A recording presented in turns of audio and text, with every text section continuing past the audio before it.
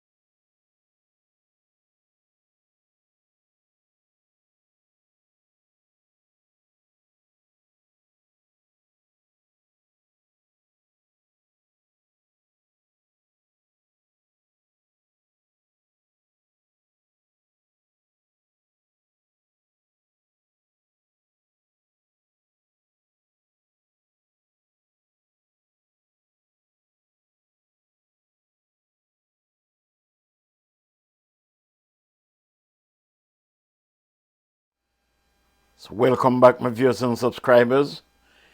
Right now, there we have the natural seasoning and the chicken.